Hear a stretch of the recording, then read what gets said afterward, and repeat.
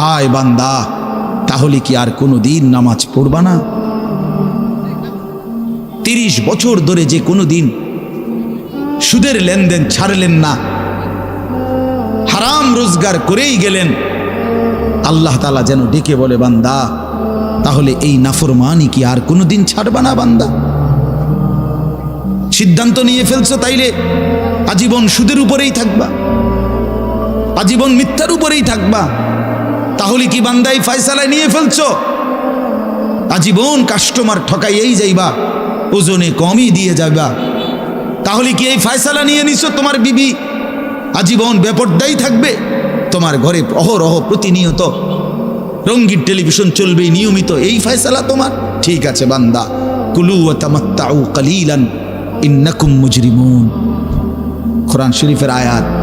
আল্লাহ বলছে, নাফরমান বান্দা, খাও, দুনিয়া ভোগ করো কিছুক্ষণের জন্য, শুধু মনে রেখো ইন্নাকুম মুজরিমুন, তুমি কিন্তু পাপী। এই কথাটা শুধু মনে রাখো, বাকিটা পরে হইব, ভাত খাও। হ্যাঁ হ্যাঁ, কোরআন শরীফের আয়াত এটা। কুলু ওয়া তামাত্তাউ কালিলান ইন্নাকুম মুজরিমুন। আল্লাহ যেন বলে 8টার সময় যেই নাফরমান নাস্তা খাইতে বসে, আল্লাহ বলে, বান্দা খা, কোনো অসুবিধা নাই, শুধু মনে রাখিস বেঈমান ফজরের নামাজ পড়ো নাই। কথাখান শুধু মনে রাখো, পরে হইব অন খাও। রাত 10টা বাজে যেই নাফরমান ভাত খাইতে বসছে, আল্লাহ তাআলা যেন ডাক দিয়ে বলছে, বেঈমান খা, ভাত খা, খানা আমি আটকাইতাম না, শুধু মনে রাখিস এশার নামাজ পড়স নাই, ভাত খা বেঈমান। খানা আটকাবো না, খানা আমি জন্তু জানোয়াররাও খাওয়াই, তোরে খাওয়াবো না কেন? খানা আমি কুকুর বিড়ালরেও খাওয়াই, খানা আমি গরু ছাগলরেও খাওয়াই, তোরে দেব না কেন? বান্দা খা, শুধু মনে রাখবি ইন্না আ'তাদনা লিল কাফিরিনা সালাসিলা ওয়া আগলালাম ওয়া সাইরা। আল্লাহ বলে, প্রতিটা নাফরমানের জন্য আমি রেডি রাখছি আগুনের শিকল এবং আগুনের বেড়ি এবং জাহান্নামের আগুন। 1 নাম্বার 70 জিরাআন, 70 হাত লম্বা আগুনের শিকল দিয়ে জাহান্নামীকে হাসরের ময়দানে আল্লাহর ফেরেশতা বান দিবে। 1 2 নাম্বার 2টা হাত। দোস্ত দেখেন শুধু আমার দিকে, সূরা ইয়াসিনে আছে, ইন্না জাআলনা ফি আ'নাকিহিম আগলালান ফাহিয়া ইলাল আদকানি ফাহুম মুকমাহুন। এটার অর্থ হলো এই যে হাসরের ময়দানে প্রত্যেকটা পাপী নাফরমানকে ফেরেশতা 2 হাত আলগি দিয়া এইভাবে ঘাড়ের সাথে বান দিয়া ধইরা, এই 2 থুতনির নিচে 2 হাত এভাবে দিয়া এইভাবে বান দিয়া রাখে। আল্লাহর কসম, রব্বে কাবার কসম করে বললাম, এইভাবে বান দিবে। আর কোনোদিন বেঈমান চোখটাও নিচের দিকে নামাইতে পারবে না, কারণ এই থুতনি তো উঠাই দিছে উপরের দিকে, এটা দিয়ে ঠেলা দিয়া। এটা অর্থ হলো আগলাল। এই আয়াতের সূরা ইয়াসিনের এই আয়াতের অর্থ এটাই, ইন্না জাআলনা ফি আ'নাকিহিম আগলালান। আল্লাহ বলছে, বান্দা আমি দেখাবো। আল্লাহ ডাক দিয়ে বলে, ভাইয়া আমারও তোমারও, জওয়ানকেও বুড়োকেও। আল্লাহ বলে, বান্দা কি মনে করছো আমি রহমান না? ঠিক আছে, তুমি কি এটা শোনো নাই আমি যে কাহ্হার? তুমি তো শুনছো আমি রাহিম, তুমি কি শোনো নাই আমি জব্বার? আমি যুনতিকাম, আমি প্রতিশোধ গ্রহণকারী, আমি সারিউল হিসাব, দ্রুত হিসাবকারী, আমি জব্বার, আমি প্রবল প্রতাপান্বিত, কাহ্হার, আমি মুতাকাব্বির, আমি বারি। তুমি জানো না আমার একটা নাম শুনলা, আমার দয়ার নামটা শুনলা, আমি যে শাস্তি দেব সেটা শোনো নাই? কি ভাইয়া, কোরআনুল কারীমের মধ্যে জান্নাতের বর্ণনা যেমন আছে, জাহান্নামের বর্ণনা নাই? কথা বলেন না কেন? তো সেগুলো কার জন্য? সেগুলো কার জন্য? মা সালাকাকুম ফি সাকার ক্বালু লাম নাকু মিনাল মুসাল্লিন। একবারে সোজা বাংলা দেখেন, জাহান্নামী জাহান্নামে চিৎকার করবে, জাহান্নামের ফেরেশতা ডাক দিয়ে বলবে, বেঈমান জাহান্নামে কেন আসলি? ক্বালু লাম নাকু মিনাল মুসাল্লিন। নাফরমান বলবে, বন্ধু ফেরেশতা ভাই, আমি দুনিয়াতে নামাজি ছিলাম না। কি ছিলাম না? সরাসরি কোরআনের আয়াত। আল্লাহ বলেন ওয়াইলুন ইয়াউমাইদিল লিল মুকাদ্দিবিন, সমস্ত মিথ্যাবাদী নাফরমান পাপীদের জন্য সেদিন জাহান্নাম। যদি বলেন কেমন নাফরমান মাওলা, আল্লাহ বলেন ওয়াইদা কিলা লাহুমুরকাউ লা ইয়ারকাউন, দুনিয়ায় এই নাফরমানকে যতবার বলা হয়েছিল রুকু করতে, সেজদা করতে, নামাজ পড়তে, বেঈমান নামাজ পড়ে নাই, এজন্য জাহান্নাম। কোরআনুল কারীমে আল্লাহ বলছেন কাল্লা ইদা বালাগাতিত তারাকি, নাফরমানের মৃত্যুর সময় যখন আসবে, মালাকুল মউত আজরাইল তারে যখন ডাক দিবে, আইয়াতুহান নাফসুল খাবিসা, প্রতিটা পাপী নাফরমানের জান কবজের সময় আজরাইল যখন ডাক দিয়ে বলবে, হে খবিস আত্মা বের হ, উখরুজি বের হ, আত্মাটা বের হতে চাইবে না। আল্লাহর নবী বলেন কসম বাবা, নবীজি বলে মালাকুল মউত আজরাইল খপ করে ধইরা কলজা থেকে রুহটা একটা টান দিয়া ছিঁড়া ফেলবে, একটা টান দিয়া ছিঁড়ে ফেলবে। এরপরে রুহুটা কণ্ঠনালীর কাছে এসে আটকায় যাবে। কাল্লা ইদা বালাগাতিত তারাকি, তারাকি মানে কণ্ঠনালী। ফালাউলা ইদা বালাগাতিল হুলকুম ওয়া আনতুম হিনা ইদিন তানজুরুন, এটার অর্থ এটাই। হুলকুম মানে কণ্ঠনালী, বের হতে চাইবে না রুহু।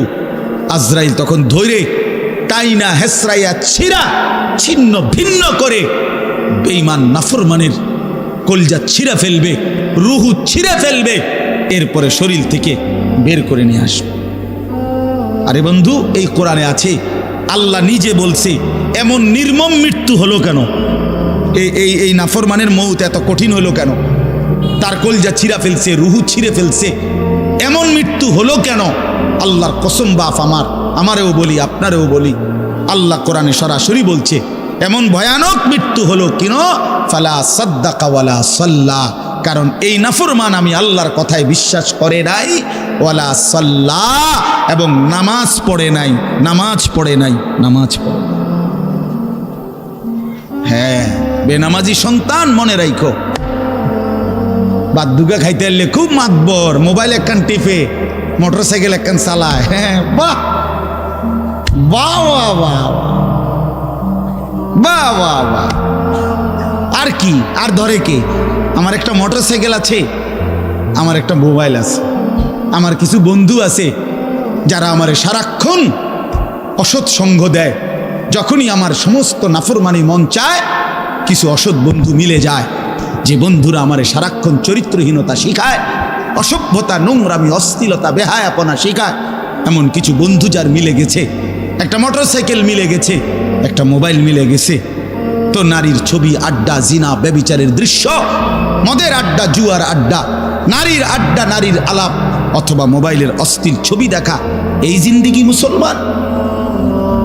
এর জন্যই আল্লাহ তাআলা আমাদেরকে মুসলমানের ঘরে বানাইছিলেন, এই জন্যই আমার বাবা মুসলমান, এই জন্যই আমার মা মুসলমান।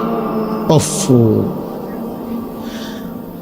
আল্লাহ আপনি মাফ করে দেন।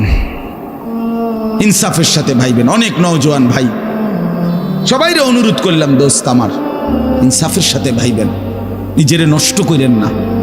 ছেলেরা আমার, ভাইয়া নিজেরে নষ্ট করো না ভাই, নওজোয়ান ভাই নিজেরে নষ্ট করো না। শেষ পর্যন্ত কেউ নাই, শেষ পর্যন্ত একদিন, দিন শেষে, রাত শেষে দেখবেন আমার সাথে কেউ নাই, আমি একাই, আমি একাই। একদিন কবর আমারে সব সম্পর্ক ছিন্ন করে দিবে, একদিন মৃত্যু আমাকে সব ভুলায় দিবে, সব ভুলায় দিবে। তো এই সূরাটার নাম হলো সূরা মুলক। এটা কোরআন শরীফের অত্যন্ত ফজিলতপূর্ণ একটা সূরা, মাত্র 30টা আয়াত এই সূরার মধ্যে। আল্লাহ নবী সাল্লাল্লাহু আলাইহি ওয়াসাল্লাম বলছেন, এই সূরাটি যে নিয়মিত তেলাওয়াত করবে, আল্লাহ নবী বলেন তুমজিহি মিন আযাবিল কবর, এই সূরা মুলক তাকে কবরের আযাব থেকে রক্ষা করবে। এটাই সূরার ফজিলত। এজন্য আলহামদুলিল্লাহ উলামায়ে কেরাম, আমাদের মাদ্রাসাগুলোর তালিবে ইলম এবং আল্লাহওয়ালা বুজুর্গানে দ্বীন সব সময় রাত্রিবেলা ঘুমের আগে আগেই এই সূরা মুলক তেলাওয়াত করে। এই 4-5 মিনিট সময় লাগে, কিন্তু এই সূরার বড় ফজিলত হলো আল্লাহ নবী সাল্লাল্লাহু আলাইহি সাল্লাম বলেন এই সূরা কবরের আযাব থেকে রক্ষা করে, কবরের আযাব থেকে রক্ষা করে। আমার ভাই, আমার বন্ধু, রাসূলুল্লাহ সাল্লাল্লাহু আলাইহি সাল্লামের অগণিত হাদিস এ কথার প্রমাণ করে যে কবরে আযাব হবে। হাসরের আযাব তো আছেই, জাহান্নামের আযাব তো আছেই, কবরেও আযাব হবে। মেন বিচার তো হবে হাসরের ময়দানে, তার আগেই আযাব হবে কবরে। আপনারা সহজ বাংলায় বুঝবেন। আসামি যখন ধরে ফেলে তখন মামলার হিয়ারিং তো চলে, মামলার শুনানি তো চলে, কিন্তু সে কারাগারে ঠিকই আটকায় রইছে। কারাগারের কষ্ট যন্ত্রণা সে হাজতি হিসাবে ভোগ করতে থাকে। আবার যখন মামলার রায় হয় তখন সে আবার আসামির পরে হিসাব পড়ে, কিন্তু কষ্ট লাঞ্ছনা এটা তো তার শুরু হয়ে যায়। যদিও এখনো বিচার শেষ হয় নাই, বিচার প্রক্রিয়াধীন। 10 দিন, 50 দিন, 20 দিন, 1 মাস পর পর মামলার ডেট পরে শুনানি হয়, কিন্তু সে তো থাকে কারাগারে, সে তো থাকে কারাগারে। তো আল্লাহ পাক রব্বুল আলামিন বলেন নাফরমান সে তো হাসরের ময়দানে বিচার হবে চূড়ান্ত, কিন্তু কবর থেকেই আযাব শুরু, কবর থেকেই আযাব শুরু। রাসূলুল্লাহ সাল্লাল্লাহু আলাইহি সাল্লাম খুব বেশি হাদিসের মধ্যে আছে, একজন বিখ্যাত সাহাবী, আপনারা সবাই ওনার নাম জানেন, ইসলামের 3য় খলিফা হযরত ওসমান রাদিয়াল্লাহু তাআলা আনহু। কিতাবের মধ্যে আছে, আমরা নিজে আত-তাযকিরা, আমার কাছে কিতাব আছে আরবি, ইমাম কুরতুবী রাহমাতুল্লাহ আলাইহির লিখিত কিতাব, ওখানে আছে হযরত ওসমান রাদিয়াল্লাহু তাআলা আনহু যখন কোনো কবরের সামনে দাঁড়াইতেন তো প্রচণ্ড কাঁদতেন, ভীষণ কাঁদতেন। হাত্তা ইয়াবুল্লা লিহিয়াতাহু, কাঁদতে কাঁদতে উনার দাড়ি ভিজে যেত। তো ওনার সাথীরা জিজ্ঞেস করতেন, হযরত আপনি জাহান্নামের কথা বললেও এত কাঁদেন না, অথচ কবর দেখলে এভাবে কাঁদেন কেন?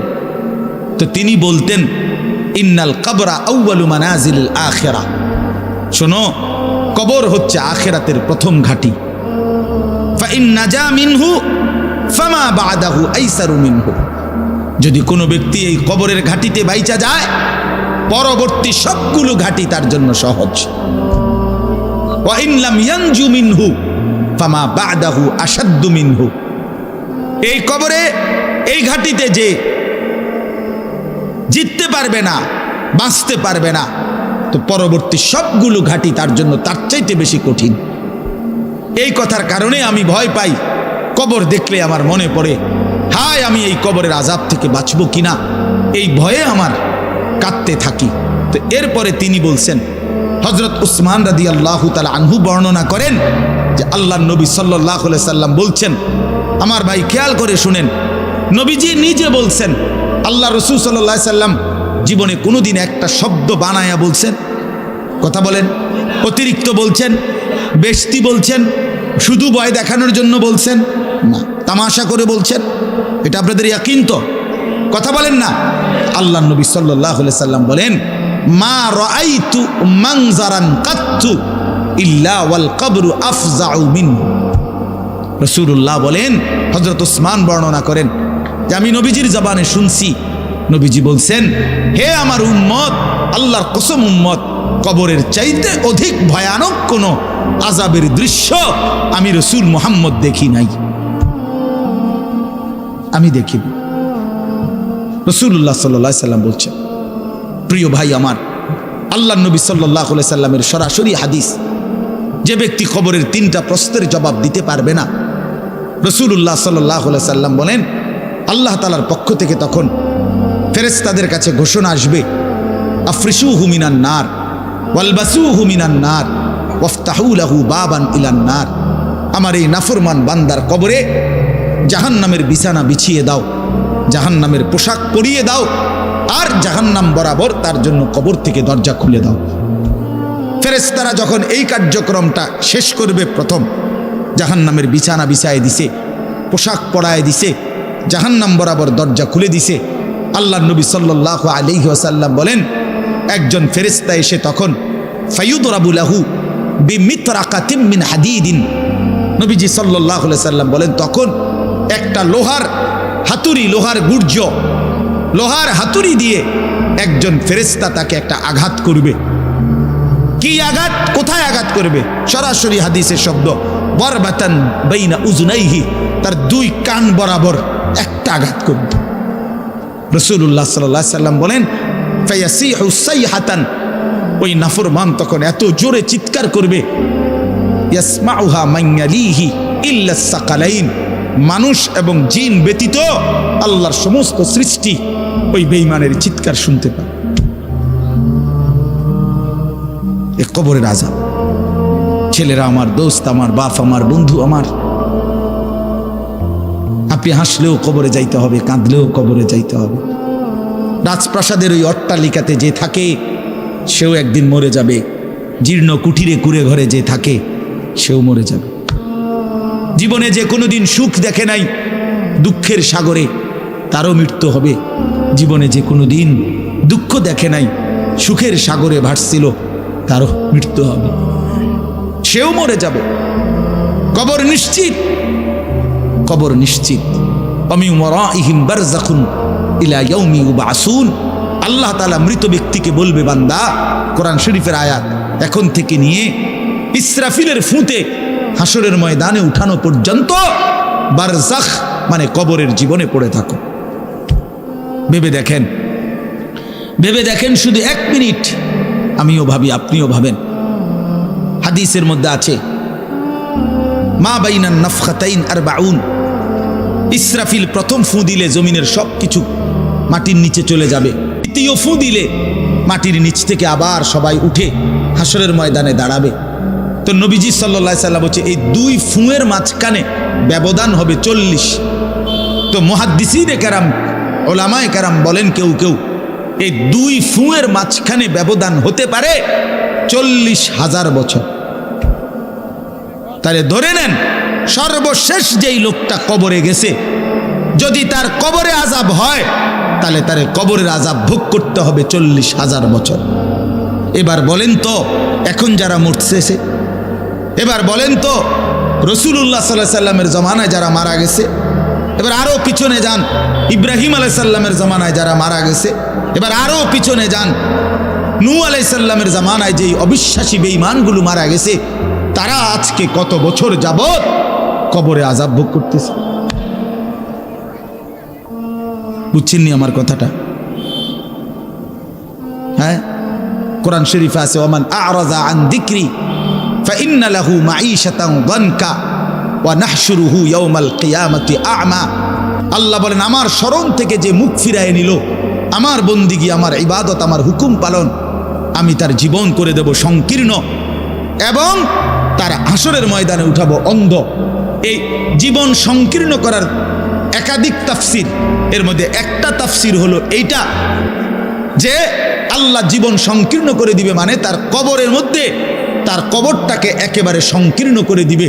আল্লাহ রসুল বলছে নাফরমানের কবর রাইখা যখন ফেরেশতা চলে যাবে, কবর ডান পাশের মাটি তারে একটা চাপ দিবে বাম দিকে, বাম দিকের মাটি এক ডান দিকে। আল্লাহর কসম ডান পাশের হাড্ডি পাঁজর ভাঙ্গা ডান দিকে বাম দিকে চলে যাবে, বাম দিকের হাড্ডি পাঁজর ভাঙ্গা।